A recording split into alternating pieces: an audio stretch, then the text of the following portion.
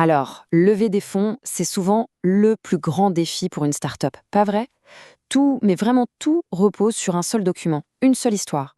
Imaginez des mois, parfois des années de travail qui vont être jugés en à peine quelques minutes. La pression est énorme. Et ces quelques minutes, on peut même les quantifier. Tenez-vous bien, 3 minutes et 44 secondes. Voilà. C'est le temps moyen qu'un investisseur passe sur un pitch deck, d'après des analyses sur des centaines de présentations. Pas une seconde de plus. Ça veut dire quoi? Ça veut dire que chaque mot, chaque slide doit être une flèche qui atteint sa cible. L'impact doit être maximal et immédiat. Alors forcément, la question se pose. Est-ce que c'est vraiment assez de temps pour convaincre quelqu'un de financer un rêve? Comment on fait pour transformer ce temps ultra limité en un investissement qui peut littéralement changer la vie d'une entreprise? Eh bien, c'est exactement ça le défi fondamental que tout fondateur doit relever. Ok, alors on y va. La clé, la solution pour relever ce défi, c'est de changer complètement de perspective. Il ne faut pas voir le pitch comme un simple document, mais plutôt comme une histoire super captivante en 4 actes. Et cette structure, la voici. C'est simple. Acte 1, le statu quo.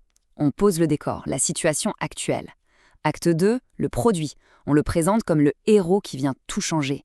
Acte 3, le marché. Là, on montre l'ampleur de l'enjeu, l'opportunité gigantesque. Et enfin, acte 4, la raison pour laquelle ça va marcher, l'équipe. On doit prouver que c'est la seule équipe capable de réussir. Pensez-y comme une carte, une feuille de route qui va guider l'investisseur du début à la fin. Maintenant qu'on a la structure, on va zoomer sur les scènes clés de cette histoire. Parce que c'est là, sur ces quelques slides, que tout peut basculer. Vous savez, toute bonne histoire, que ce soit un film ou un livre, commence par un conflit. Eh bien, pour un pitch deck, c'est pareil.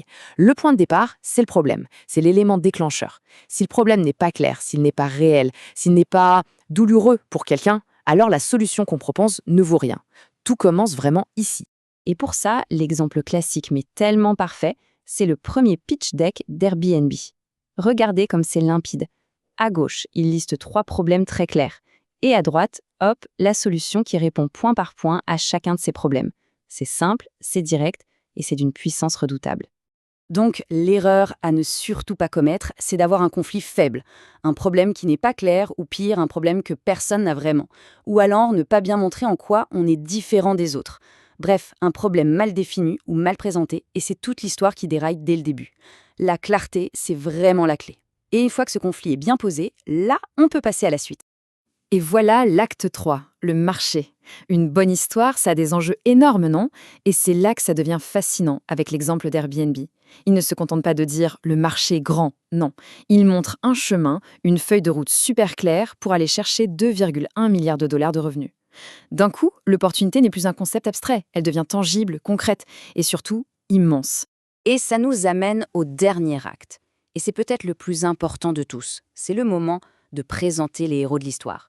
Parce qu'il ne faut jamais l'oublier, les investisseurs ne financent pas juste des idées, ils financent des gens, des équipes. On parle souvent du trio gagnant, le hacker, le hustler et le hipster. C'est une image, bien sûr. Le hacker, c'est l'expert technique, celui qui construit le produit. Le hustler, c'est le profit business, celui qui sait vendre et marketer. Et le hipster, c'est le créatif, celui qui pense au design et à l'expérience utilisateur. C'est cette alchimie, cette complémentarité que les investisseurs recherchent. Ok, on a la structure, on a les scènes clés.